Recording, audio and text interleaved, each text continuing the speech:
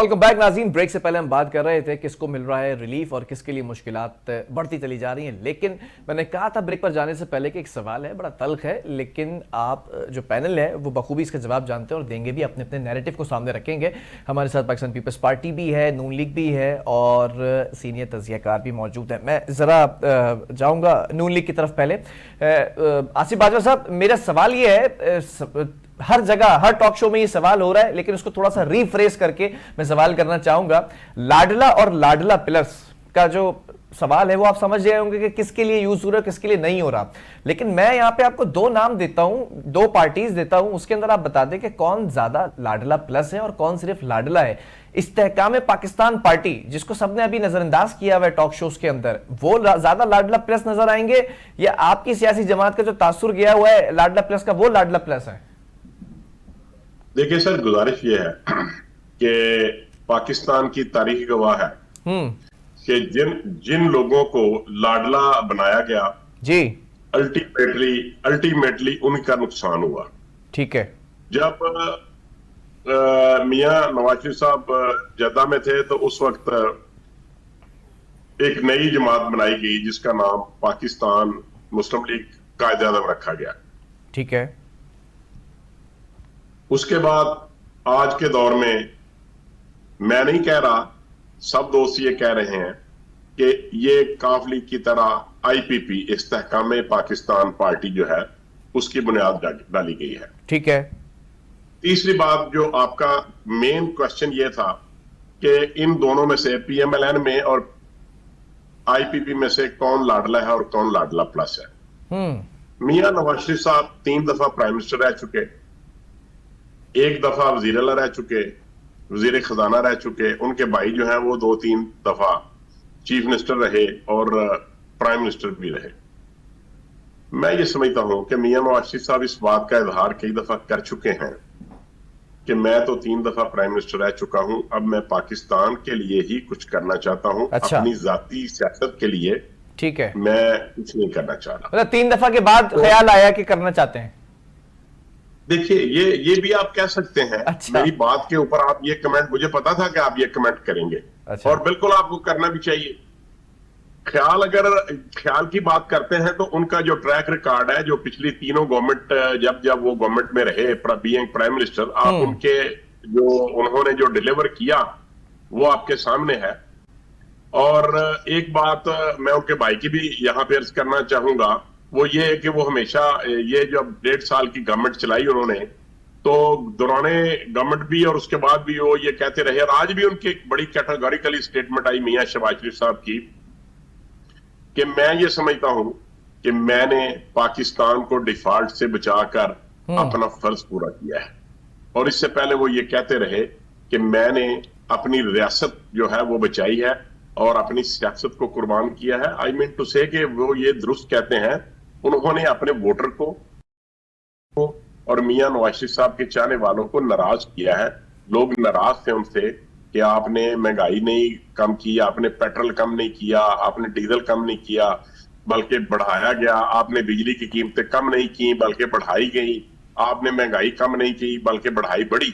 और ये वो फैसले थे, जो सख्त फैसले थे, जिनको अवाम में पजीराई हासिल नहीं थी और वोटर सपोर्टर, बल्कि पाकिस्तान का हर शहरी उनके इन इकदाम की वजह से नाराज हुआ। अच्छा। तो मैं ये समझता हूं कि पाकिस्तान मुस्लिम लीग नून जो है वो ना लाडला कहलवाने को पसंद करती है, और जो लाडला प्लस है वो तो बिल्कुल ही उन लोगों के लिए है जिनके ऊपर हाथ रखा गया है, और जो एक नई पार्टी या जिन लोगों ने जो जो जो ज्वाइन कर रहे हैं। और बलोचिस्तान उधर केपी में उन्होंने जो नाम नहीं चेंज किया, इधर उन्होंने नाम चेंज कर दिया। चले ठीक है। इकबाल साहब जरा आपसे भी यही सवाल है कि जो एक टर्मिनोलॉजी यूज हो रही है लाडला और लाडला प्लस, वो तो आप सबको पता है किसके लिए यूज हो रही है, आपकी सियासी जमात भी यूज करती रही है।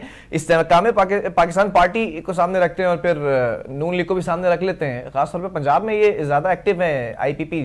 तो लाडला प्लस कौन है इनमें से? जा रही है। और माजी में भी देखें बिलाल, मैं आपको कुछ चीजें निशानदेही करता चलूं। शहर कराची की सियासत में अल्ताफ हुसैन से तोड़ के आफाक अहमद को महाजिर कौमी मूवमेंट बनाई गई, मुस्तफा कमाल ने अनीस कायम खानी से पीएसपी बनाई गई, तहरीक इंसाफ का जन्म जिस तरह हुआ, जिस तरह काफ लीग का जन्म हुआ, बिल्कुल इसी तरीके से ये जो पार्टियां तनकीद तामीर की गई है, एक केपी में की गई है और एक पंजाब में की गई है, तो मैं ये समझता हूँ कि जो जिनकी जड़ें आवाम में नहीं होती उनको ज्यादातर रोकना बड़ा मुश्किल हो जाता है। और जहां तक लाडला प्लस की बात है, तो लाडला प्लस तो मैं क्लियर कहूँ आसिफ भाई से बहुत इज्जत और एहतराम के साथ कि मियां साहब को अपनी जो लाइन है उसको दुरुस्त करना पड़ेगा। तो लाडला प्लस का जो टैग है उनके ऊपर से उसी सूरत में हट सकता है, जैसे बजाहिर ही कर दें, जाहिर न करें, बजाहिर अगर वो उन्होंने देखे तहरीक इंसाफ की क़यादत जेल में जरूर है, लेकिन अगर ये मैं कहूं कि जी इमरान खान की मकबूलियत में कोई कमी आई तो शायद मैं एक झूठा पॉलिटिकल वर्कर हूं। ठीक है, बड़ी बात है इकबाल खान साहब, ये बड़ी बात है। मुझे तो 2018 के बाद, बल्कि अभी पिछले गुज़िश्ता सालों में जो पीडीएम बनी वो पीपल्स पार्टी याद आ गई, जो ये कह रही है आज बैठ के कि इमरान खान की मकबूलियत कम नहीं है, ज्यादा ही है। देखिए मैं हमेशा, तो फिलहाल आपको पता है मेरा, मैं हमेशा से जो एक तरफ अपनी बात होती है, ठीक है, वो कहते नजर इस बात पे कि उनकी पॉलिटिक्स ठीक है गलत है उस पर बहस हो सकती है, उनकी डायरेक्शन गलत है उस पर बहस हो सकती है, तहरीक इंसाफ के पास तंजीमी स्ट्रक्चर नहीं है उस पर बहस हो सकती है, फैन फॉलोइंग है, इमरान खान को पसंद करने वाले लोग हैं, लेकिन अगर कहें कि तहरीक इंसाफ एक अच्छी सियासी जमात है तो उससे मैं इनकार करूंगा। मतलब मैं इसके ऊपर एक जुज़वी सवाल कर लेता हूं, मैं इस पर जुज़वी सवाल कर लेता हूं, जो यकीनन जो व्यूअर्स आपको देख रहे हैं, सुन रहे हैं, उनके दिमाग में भी आ रहा होगा, ये जो सॉफ्ट कॉर्नर है, ये रास्ता, ये गली कहीं पीटीआई की तरफ तो नहीं जा रही इत्तेहाद में, इलेक्शंस में? बिलाल आप बड़ा गलत सिमत की तरफ जा रहे हैं। मैं ये समझता हूँ कि पाकिस्तान पीपल्स पार्टी आज हमेशा से पाकिस्तान पीपल्स पार्टी का मौक़िफ़ है। मैं थोड़ा सा पीछे लेकर जाऊंगा आपको, जब तहरीक इंसाफ ने नून लीग की गवर्नमेंट में नून लीग के खिलाफ धरना दिया था, 126 दिन का जो धरना था, तो हम चूंकि नून लीग के सबसे बड़े क्रिटिक्स थे, हम नून लीग के साथ पार्लियामान में नून लीग के साथ खड़े रहे और तहरीक इंसाफ को ये कहते रहे कि आए पार्लियामान ही वो रास्ता है जिससे डेमोक्रेसी मजबूत होगी। ठीक है, आप लोग तो ऐसे, आप तो ऐसे खड़े होते थे, आप लोग तो आप मेरी बात मुकम्मल होने दें, जी जी बिलाल मेरी बात मुकम्मल होने दें। तो उस वक्त भी हमें बड़ी तनकीद का निशाना बनाया गया कि जनाब पीपल्स पार्टी नून लीग की बी टीम बन गई, पीपल्स पार्टी नून लीग के साथ खड़ी हो गई। तो क्या ऐसा नहीं हुआ था उस दौर में? ऐसा नहीं हुआ था क्या? सबसे अहम है, सॉरी बिलाल, मैं कह रहा हूं क्या उस दौर में ऐसा नहीं गया था जो तासुर जा रहा था? आज भी तो तासुर जा रहा है, मियां साहब लाडले, उस वक्त भी ये तासुर गया था कि आप लोग जाके बैठ गए थे साथ। देखिए पीटीआई ने 9 मई को जो भी किया, पीटीआई को उसका खमियाजा भुगतना पड़ेगा। अगर आप ये कहें कि पीटीआई के ऊपर पाबंदी लगा दें, तहरीक इंसाफ को एज ए सियासी पार्टी उसको बंद कर दे, कूजे में बंद कर दे, तो शायद मेरी क़यादत और पाकिस्तान पीपल्स पार्टी का ये वर्कर कतई तौर पर इसकी ख्वाहिश यही रखता कि किसी सियासी जमात को कूजे में बंद कर उसके हाथ पैर बांधकर उसको समंदर में फेंक दिया जाए। तो पाकिस्तान पीपल्स पार्टी तो वैसे ही मजलूमों की पार्टी है। शहीद जुल्फिकार अली भुट्टो की शहादत, बेनजीर भुट्टो की, मुझे कहने दें एक जुमला यहाँ पर, मुझे एक जुमला यहाँ पर कहने दें। और क्योंकि अभी तहरीक इंसाफ अभी मजलूम है तो हमें हमारी हमदर्दियां जरूर उनके कहने के। मैं इस बात पे बड़ा खुश हूं कि आज आपका जो सियासी वर्कर है ना, वो खुश हुआ हो या ना हुआ हो, पीटीआई खुश हो गई होगी आपके इन जुमलों से। अनवर साहब की तरफ बढ़ेंगे। अनवर साहब, लाडला प्लस किसे देख रहे हैं? लाडला प्लस इस्तेहकाम पाकिस्तान पार्टी को क्यों नजरअंदाज कर दिया हमने? वो तमाम लोग जो सीनियर लीडरशिप थी, पुराने दौर में सियासत करते रहे हैं, बड़ा उनका एक वोट बैंक है, वो सब इकट्ठा हो गए एक तरफ।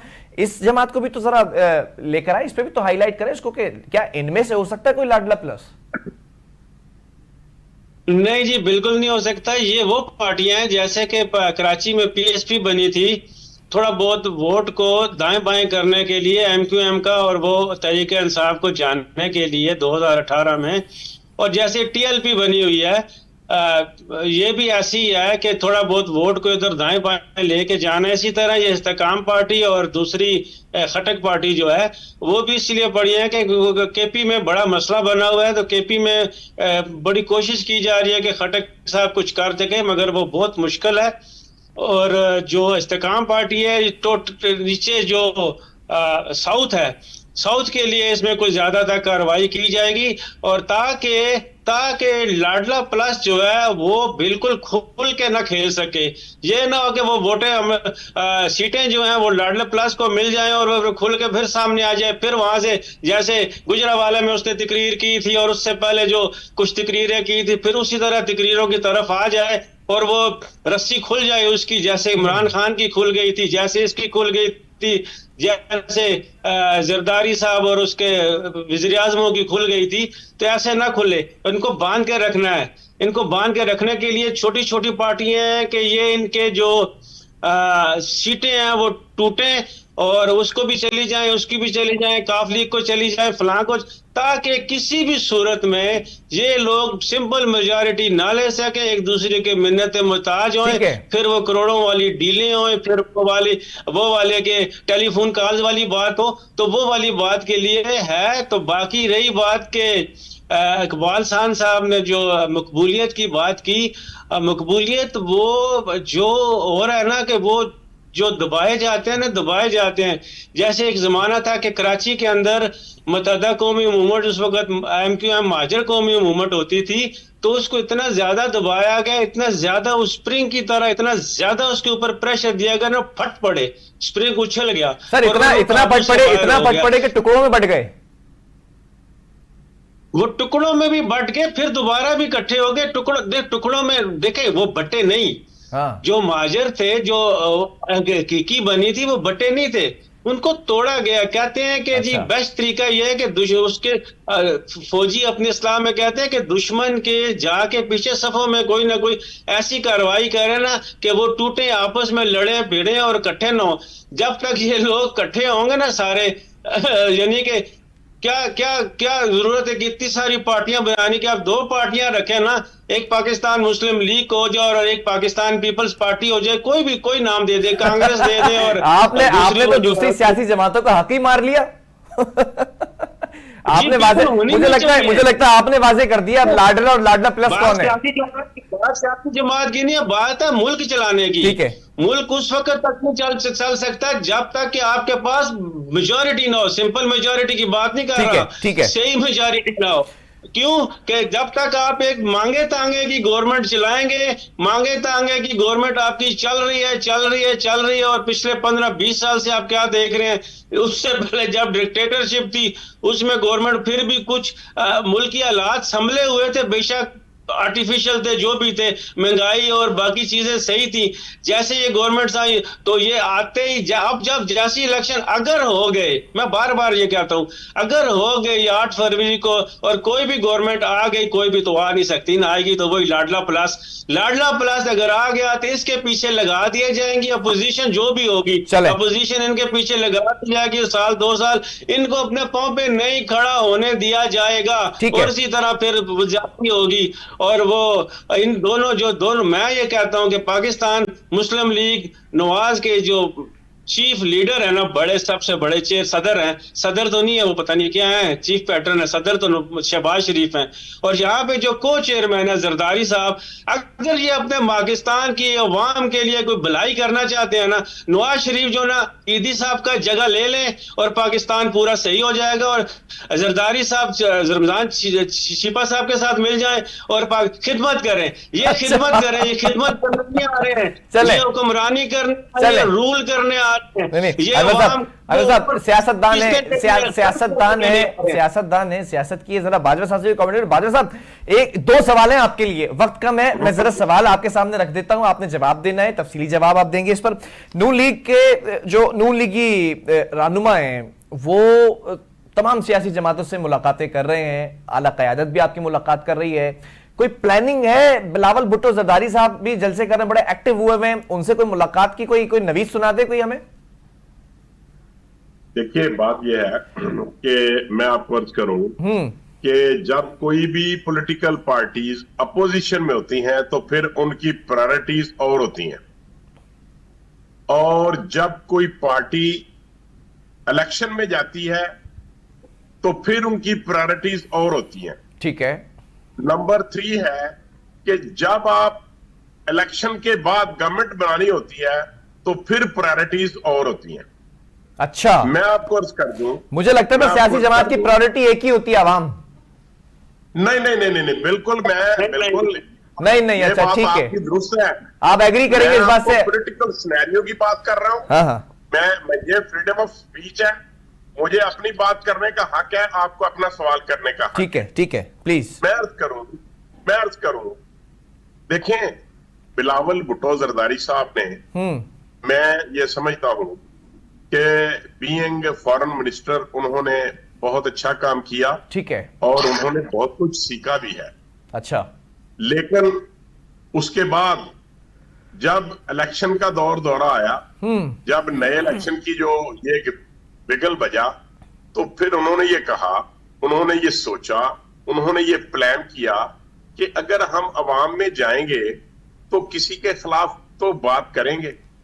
जबकि मैं बीइंग पॉलिटिकल वर्कर ये समझता हूं कि अगर आप वीएन देखें मोहतरमा बेनजीर भुट्टो का, और आप वीएन देखें मियां मोहम्मद नवाज शरीफ साहब का, उस वक्त जब लंदन में एक मिसाके जमहूरियत हुआ था, तो मैं ये समझता हूं कि मिसाके जमहूरियत पाकिस्तान के पॉलिटिकल चैप्टर में, ठीक है, और उसके बाद आपने देखा कि जितनी भी गवर्नमेंट्स आई, सब ने अपने अपने 5 साल पूरे किए।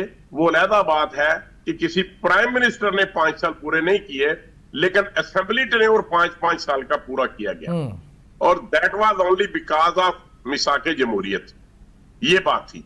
अब मैं ये समझता हूं कि हमारी पार्टी, मेरे जैसा अदना सा कारकुन भी और अप लेवल लीडर भी ये समझते हैं कि हमने कभी भी बिलावल भुट्टो जरदारी साहब की किसी बात का उस टोन में जवाब नहीं दिया जिस टोन में वो बात करते हैं, ठीक है, एग्री। लेकिन ये बात सुन लें, लेकिन इसके बाद मैं थोड़ा फिर पीछे जाना चाहूंगा कि जब आप बात करेंगे चेयरमैन पीटीआई की, हाँ, तो आप देखें कि उनका लबो लहजा क्या था, उनके अल्फाज का चुनाव क्या था, और उन्होंने अपने वर्कर को क्या तरबियत दी। ये सब बातें आपने गौर करना है, और आपने इस चैनल के जरिए, ये पूरी दुनिया देख रही होगी, आपने बताना है लोगों को कि किस पॉलिटिकल लीडर की जो स्टाइल था।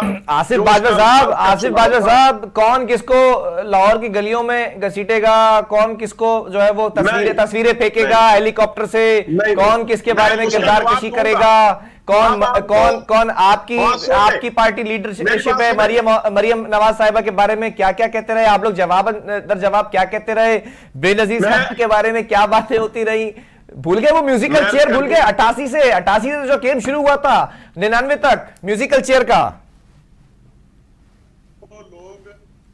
वीडियो टेप्स की लाइब्रेरियां। मेरी बात तो सुन, जी सर, जो लोग एथिक्स को जानते हैं, जब अगर कोई शख्स अपनी साबका स्टेटमेंट की बाबत बैक पार्डन कर ले, माजरत कर ले, ठीक है, और वो ये कहे कि मुझे ये अल्फाज इस्तेमाल नहीं करने चाहिए थे, अच्छा, तो फिर मैं ये समझता हूं बिल्कुल एक अदब के करीने में से कि फिर उसके बाद उस बाबत क्वेश्चन नहीं किया जाता। चले, अगर चेयरमैन पीटीआई अगर माजरत कर लेते हैं अपने अदवार के अंदर जो अल्फाज इस्तेमाल करते रहे, तो फिर आप भी भूल जाएंगे ना।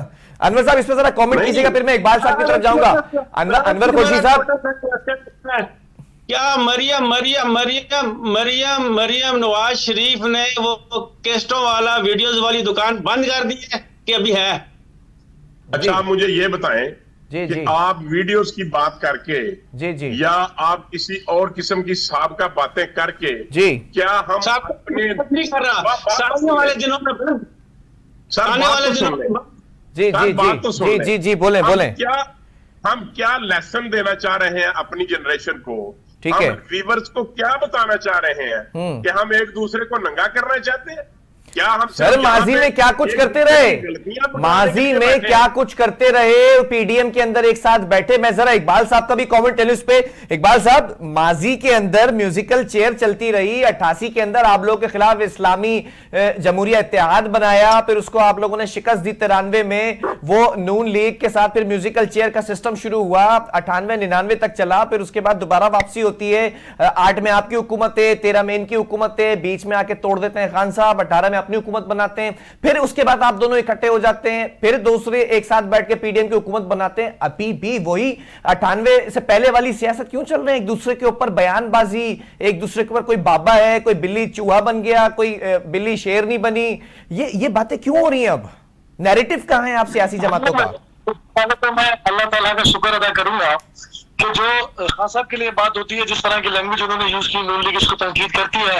जैसे कि आपने अभी आसिफ साहब को, बाजवा साहब को बताया कि नून लीग माजी में पीपल्स पार्टी के लिए क्या करती रही, लेकिन मैं अल्लाह ताला का शुक्र अदा करूंगा कि पाकिस्तान पीपल्स पार्टी की क़यादत का कभी इस तरह की जो ना लैंग्वेज के लिए उनका नाम नहीं लिया जाता, इस तरह की पॉलिटिकल गंदी लैंग्वेज के लिए नाम बिल्कुल भी नहीं लिया जाता, अल्हम्दुलिल्लाह। लेकिन जहां तक बात है कि पाकिस्तान में इक़्तिदार की सियासत, जाहिर है पाकिस्तान में दो बड़ी सियासी जमातें थी। तो जब हम 88 में आए तो 18 महीने की हमारी गवर्नमेंट ने हमें चलता कर दिया और मुत्तहिदा कौमी मूवमेंट अदम एतमाद की तहरीक हमारे खिलाफ लेकर आई थी, पहली बार जिसमें सारे सहूलतकार साथ थे और वो नाकाम हो गए।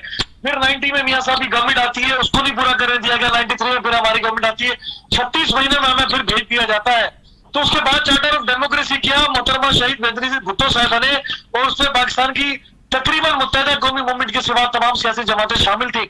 और चार्टर ऑफ डेमोक्रेसी में तय हुआ था कि हमने डेमोक्रेसी को मजबूत करना है और डेमोक्रेसी को हमने हर हाल में चलाना है। तो आपने देखा होगा 2008 से लेकर 13 तक असेंबली ने अपनी मुद्दत पूरी की, बनिस्बत इसके चले थी, प्राइम मिनिस्टर अपनी मुद्दत पूरी ना कर सके। 13 से 18 तक अगेन असेंबली ने अपनी मुद्दत पूरी की और मियां साहब ने का मुद्दत को निकाला।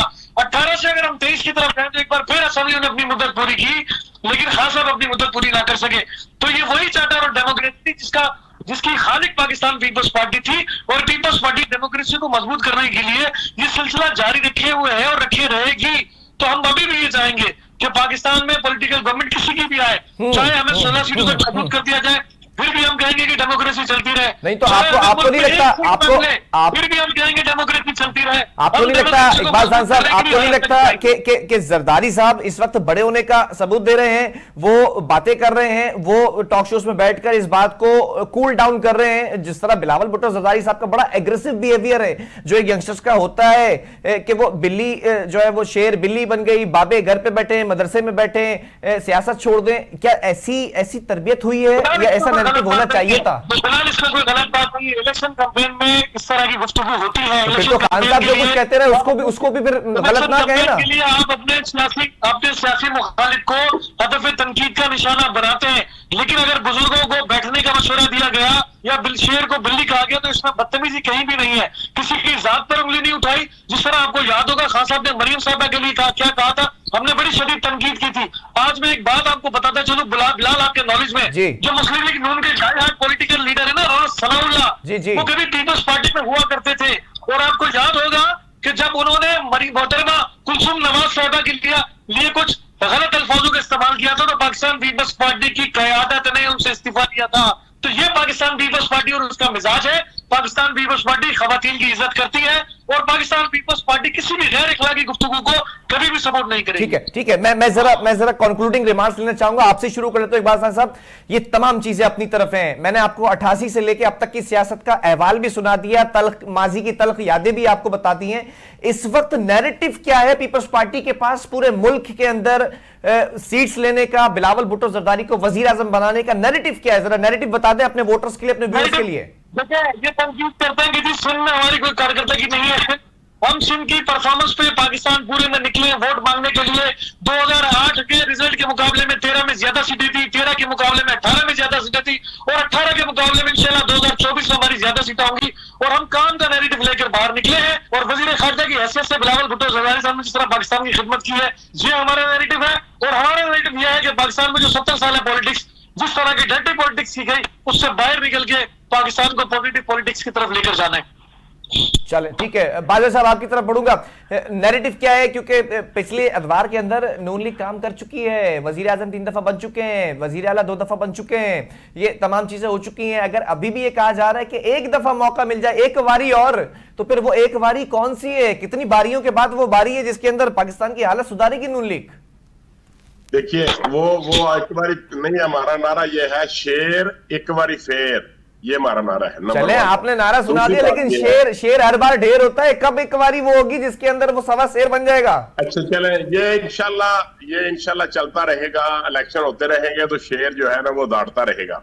चले, ये आपका नैरेटिव है। हमारा नैरेटिव होगा जब भी मियां नवाज शरीफ साहब गवर्नमेंट में रहे, उस वक्त की जो डिलीवरेंस थी, जो अवाम के लिए डेवलपमेंट के काम थे, जो उन्होंने एजुकेशन में, जो हेल्थ में रिफॉर्म्स की और लोगों को रोजगार दिया, और पाकिस्तान का जीडीपी रेट बढ़ाया, और पाकिस्तान के लोगों को जब 1998 में जब एटमी धमाके किए तो पूरी दुनिया ने पाबंदियां लगा दी और बड़े सख्त और मखदूश हालात थे पाकिस्तान की इकोनॉमी के, तो उस वक्त भी मियां साहब ने पाकिस्तान की इकोनॉमी को सहारा दिया। सख्त तरीन पाबंदियों के बावजूद पाकिस्तान को बचाया और पाकिस्तान को तरक्की की राह पर गामजन किया। इंशाल्लाह पाकिस्तान जो है अब फिर ये जो एक थ्रेट है कि हम डिफॉल्ट की तरफ जा रहे हैं, इससे निकालेंगे और पाकिस्तान को एशियन टाइगर बनाएंगे इंशाल्लाह। ठीक है, चले मैं अनवर खुर्शी साहब की तरफ भी बढ़ूंगा, लेकिन ऐसा तो नहीं है कि मियां साहब आ जाएं, डिफॉल्ट से निकाल दें और फिर दोबारा निकाल दिया जाए, फिर कहे कि मुझे क्यों निकाला। बहरहाल अनवर साहब, आपसे मेरा सवाल ये है, आप एज अ सिटीजन बता दें मुझे ना, एज ए एनालिस्ट, जरा देर के लिए आप वो लिबास उतार के, एक नया लिबास पहन के एक शहरी का, कि इन दोनों सियासी जमातों का जो हमने आज मौकफ सुना है, इनका नैरेटिव आप क्या सुनना चाहते हैं, तब आप किसी एक को वोट देंगे। नैरेटिव क्या होना चाहिए? जी, इनके पास नैरेटिव तो वही पुराने हैं, 76 साल पुराने हैं। वही है कि रोटी कपड़ा और मकान और वोट को इज्जत दो, और या कोई नया बढ़ गया है। मतलब दोनों पार्टियों प्लीज, दोनों पार्टियों ने अपने गुज़िश्ता दौरे हुकूमत में बड़े अच्छे अच्छे काम किए हैं। ये नहीं है कि बिल्कुल ही वो जीरो है। दोनों पार्टियों ने बहुत अच्छे काम किए हैं। मियां साहब ने मोटरवेज बनाई हैं, जरदारी साहब ने भी काम किए होंगे, अभी डेमो पे काम होना चाहिए, उसने किए है। ये तहरीक इंसाफ ने कोई डेमो पे भी काम शुरू, अच्छे काम भी किए और बड़े मेगा प्रोजेक्ट भी किए, मगर साथ में इन्होंने आईपीपी वाला काम भी किया इन्होंने, वो जो गलत काम किया। और बहुत सारी ऐसी चीजें जैसे काला बाग डैम नहीं बांध रहा वगैरह वगैरह, बहुत सारे ऐसे काम हैं जो इनके नहीं होते। दहशत गर्दी को नहीं रोक पाए, कोई भी पार्टी दहशत गर्दी को सही तरीके से नहीं रोक पाई, उसके ऊपर इनको कोई काम करना चाहिए।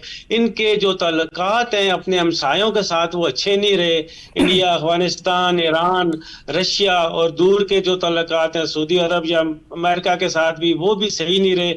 इनकी मर्जी से कभी सही होते हैं कभी खराब होते हैं। एक मुसलसल पॉलिसी होनी चाहिए। अगर हुकूमत चली जाए, फॉरेन पॉलिसी खास तौर पर, अगर एक हुकूमत पाकिस्तान पीपल्स पार्टी की हो या मुस्लिम लीग नून की हो या तहरीक इंसाफ की हो या एमक्यूएम उसके अंदर हिस्सेदार हो या काफ लीग भी हिस्सेदार हो, वो वाली जो फॉरेन पॉलिसीज है वो एक सही तसलसल से चलनी चाहिए, तब मुल्क कामयाब हो सकता है। वरना नहीं कि मैं उसकी मानूंगा, मैं एब्सोल्युटली कह दूंगा और मैं बिछ जाऊंगा पाऊं के आगे, बिल्कुल। तो वो दोनों तरीके नहीं है। मियां रबी से अपनी इज्जत और वकार के साथ अपने आप को, इस मुल्क को, मुल्क की इज्जत पूरी दुनिया में होनी चाहिए। ठीक है अनवर साहब, एक लास्ट में एक और जुज़वी सवाल यहां पर करना चाहता हूं, फिर वाइंड अप की तरफ जाएंगे। ये जो तासुर जाता है ना कि हुकूमतें कोई और बनाता है, हुकूमतों के लिए जो है वो कोई और जो है वो मुख्तदर हल्के हैं। मेरी अपनी पर्सनल ऑब्जर्वेशन ये है कि शायद जो पॉलिटिकल पार्टीज हैं वो खुद चाहती हैं इक़्तिदार में आना और फिर रवाबित होते होंगे। तो क्या इस बार भी आपको ऐसा लग रहा है कि 18 के अंदर जैसे हुकूमत बनाई गई, फिर उसको अदम एतमाद के साथ तोड़ा गया, फिर तमाम जो उसके मुखालिफ कुव्वतें थी उनको यकजा किया गया, क्या ऐसा लगता है कि ये जो फिल्म है, ये जो स्क्रिप्ट है, ये 24 में भी रिपीट होगी, 24, 25 और फिर 26 में ऐसा कुछ होगा? शॉर्टली जरा मुझे बताइएगा। असल में जी जो मुलाजमत करता है ना, जो नौकरी करता है, उसको मालिक की सुननी पड़ती है। अगर मालिक नौकरी दे देता तो फिर उसको सुननी पड़ती है। और सबको पता है, ये फिर जाते हैं एक दूसरे, जरदारी साहब अभी खामोश बैठे, उनको पता है कि बातचीत का पता है कि उनको अपॉइंटमेंट लेटर नहीं आया, उनका दूसरे का आ गया है, इसलिए वो खामोश बैठे हैं। तो फिर क्या अगर वो खामोश बैठे हैं तो उनको लगता है कि स्ट्रांग ऑपोजिशन करके फिर एक अदम एतमाद की तहरीक लाकर फिर हुकूमत बनाई जाएगी इनके अगेंस्ट?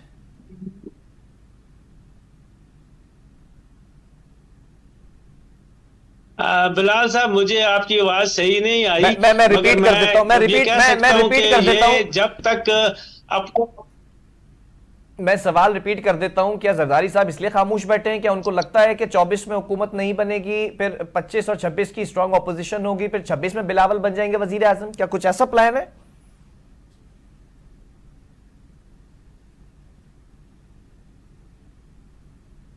चले ठीक है, मुझे आपकी मुझे आपकी आवाज नहीं आ रही चले, ऐसे ऐसे सवालों पे आवाज नहीं आती है। बहरहाल मुझे बहरहाल आपकी अनवर आवाज खुशी नहीं साहब, आ बहुत रही, बहुत शुक्रिया जहाँ तक आसिफ बादशाह मैं साहब। समझ सका हूँ कि आप कहते हो कि आसिफ अली जरदारी ये कि जरदारी साहब को पता जी है जी कि जी, बिलावल- इकबाल साहब भी कुछ फरमाना चाह रहे हैं। इकबाल साहब ऐड कीजिएगा प्लीज। बिलाल, आज आप एग्री करते हैं कि Zardari, Asif Ali Zardari is the king? नहीं, मैंने ये एक्सेप्ट नहीं किया, ना मैं कभी एक्सेप्ट करूंगा। मैं ये पूछ रहा हूं खामोशी की वजह क्या ये हो सकती है कि उनको लगता है कि हुकूमत नहीं बनेगी, लाडला प्लस कोई और है इस वक्त, बिलावल लाडला प्लस नहीं है। इस बात का हमें तो यकीन है, हमें तो यकीन है इस बात का कि इस वक्त इस इलेक्शन में कोई भी पॉलिटिकल पार्टी सिंगल मेजोरिटी हासिल करने में कामयाब नहीं रहेगी, और जब ऐसी सूरत हाल होती है तो गवर्नमेंट चलाना बड़ा मुश्किल काम होता है। चल अच्छा, गवर्नमेंट चलाना मुश्किल काम है लेकिन गवर्नमेंट गिराना मुश्किल काम नहीं होता। बहरहाल बहुत शुक्रिया तमाम मौजूद मेहमानों का। आसिफ बाजवा हमारे साथ मौजूद है, इकबाल सान साहब हमारे साथ मौजूद है, अनवर खुशी साहब हमारे साथ मौजूद है। नाज़रीन, देखना यह है कि क्या 18 का जो स्क्रिप्ट है वो रिपीट होगा या कोई नया स्क्रिप्ट लिखा गया है। अल्लाह हाफिज।